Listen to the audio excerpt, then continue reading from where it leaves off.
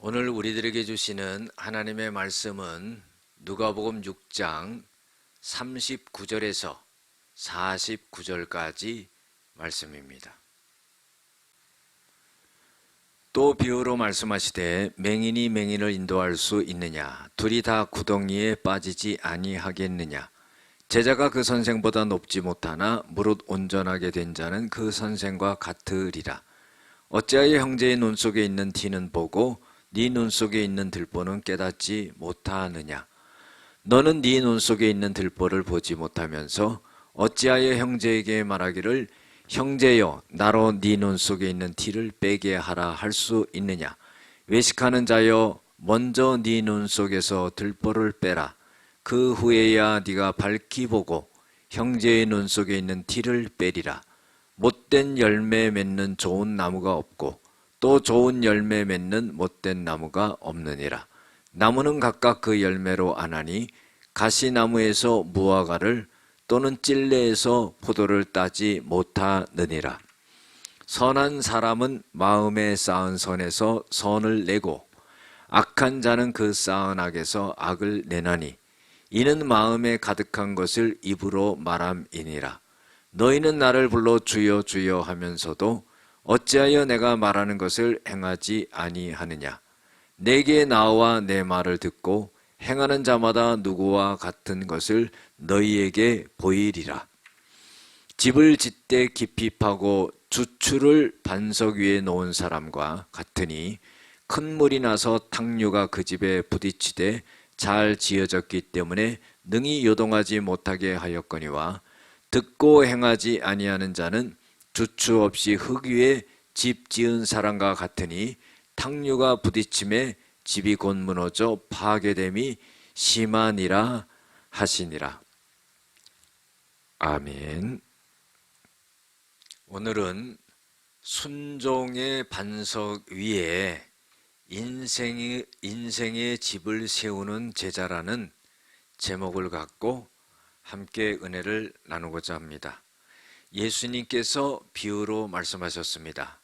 맹인이 맹인을 인도하게 되면은 둘 다 구덩이에 빠지게 된다는 거예요. 이것은 영적으로 깨어있지 못한 사람이 신앙이 여린 사람을 손을 붙잡고 간다면은 영적으로 잘못된 길로 빠진다는 거죠. 다시 말해서 이단에 빠지고 사이비에 빠지고 잘못되게 된다 하는 거예요. 그래서 영적으로 잘 깨어있는 것이 중요하지요. 40절에 보면은 제자가 그 선생보다 높지 못하며 무릇 온전하게 된 자는 그 선생과 같으니라 그랬어요. 이것은 뭐냐면은 제자는 선생으로부터 배웠기 때문에 그 선생 이상 되기가 힘들다는 거죠. 그런데 정말로 최대한 노력을 하게 된다면은 그 선생님과 버금갈 수 있는 사람이 될 수 있다 하는 거죠. 자, 이 말씀을 하신 것은 제자들을 세워놓고 제자들이 예수님과 같은 그러한 신앙적인 인격에 올라가기가 쉽지가 않은데 최대한의 노력해서 예수님과 같은 그런 신앙에 올라갈 수 있도록 그렇게 노력해야 된다 하는 그런 말씀입니다. 어찌하여 형제의 눈 속에 있는 티는 보고 내 눈 속에 있는 들보는 깨닫지 못하느냐?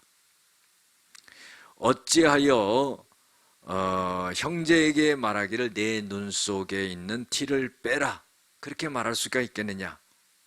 네 눈 속에 있는 들보를 빼고서야 형제의 눈 속에 있는 티를 빼리라 그랬어요. 티는 뭡니까? 먼지와 같은 거지요. 들보는 뭡니까? 집을 칠 때 이 기둥과 저 기둥을 연결하는 대들보를 말하는 거예요. 그러니까 내 눈 속에 있는 그 대들보는 보지 못하면서 형제의 눈 속에 있는 티를 보면서 그 티를 빼라 그러는 거예요. 자기가 잘못하는 것은 모르고요. 형제가 잘못하는 것은 너무나도 눈에 잘 띄어요. 여러분들 이거 잘못된 거 아닙니까? 그래서 예수님께서는 자기 자신을 잘 들여다봐야 된다 그런 거예요. 못된 열매 맺는 좋은 나무가 없고 또 좋은 열매 맺는 못된 나무가 없느니라. 나무는 각각 그 열매로 아나니 가시나무에서 무화과를 찔레에서 포도를 따지 못하느니라 그랬어요.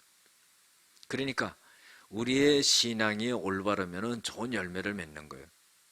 그렇지 못하면 악한 열매를 맺는 거, 나쁜 열매를 맺는 겁니다. 가시나무에서 절대로 무화과를 딸 수 없지요. 찔레에서 포도를 딸 수가 없지요. 심은 대로 거두는 거죠. 우리가 그래서 믿음의 생활을 말씀의 기초에 둬서 그렇게 생활해야 된다 하는 거예요. 선한 사람은 마음에 쌓은 선에서 선을 내고 악한 자는 그 쌓은 악에서 악을 내나니 이는 마음에 가득한 것을 입으로 말함이라. 자, 속에 있는 것이 내 입을 통해서 나옵니다. 그런데요, 그 안에 악한 것이 있으면은 입으로 악한 말이 나오는 거고, 그 마음에 선한 것이 있으면은 선한 것이 입술을 통해서 나온다는 거예요. 다시 말해서 내 마음에 어떤 것을 갖고 있느냐가 중요하죠. 우리가 우리의 마음 속에 하나님을 모시고 성령을 모시고 하나님의 말씀으로 가득하면은 좋은 것들이 나온다 이 말이에요. 46절에 너희는 나를 불러 주여 주여 하면서 어찌하여 내가 말하는 것을 행하지 않느냐. 주여 주여 하는 자마다 천국에 들어가는 것이 아니요 하나님의 뜻대로 행하는 자가 천국에 들어간다 그랬어요. 주여 주여 부른다는 것은 주님을 따른다는 거거든요. 그러나 주님이 말씀하신 것은 행하지 않고 있다 그런 거예요. 내가 나와 내 말을 듣고 행하는 자마다 누구와 같은 것을 너희에게 보이리라. 집을 짓되 깊이 파고 주추를 반석 위에 놓은 사람 같으니 큰 물이 나서 탕류가 그 집에 부딪히되 잘 지어졌기 때문에 요동하지 못하거니와 듣고 행하지 아니하는 자는 주처 없이 흙 위에 집 지은 사람 같으니 탕류가 부딪히면은 곧 무너지게 됩니다. 그래서 자, 이것은 하나님의 말씀, 예수님의 말씀 위에 자기를 잘 세우면은 마치 홍수가 나고 비가 막 내릴 때 집을 갖다가 반석 위에 지은 그런 사람과 같아서 집이 떠내려가지 않는다는 거죠. 그러나 하나님의 말씀 위에 자기를 세우지 않으면은 비가 오면은요, 그 반석 위에 세우지 못한 그런 집과 같기 때문에 곧 떠내려가고 만다는 거예요. 하나님의 말씀을 듣고 행하지 아니하는 사람은 이와 같다 그랬어요. 그래서 야고보서 2장 17절 26절에 보면은 영혼이 없는 믿음이 죽은 것 같이 행함이 없는 믿음은 죽은 것이다 그랬어요. 그렇기 때문에 우리가 우리 자신을 굳건하게 세우기 위해서는 하나님의 말씀을 듣고 그리고 그 말씀을 순종하며 행할 수 있는 사람들이 돼야 된다는 겁니다. 기도하시겠습니다.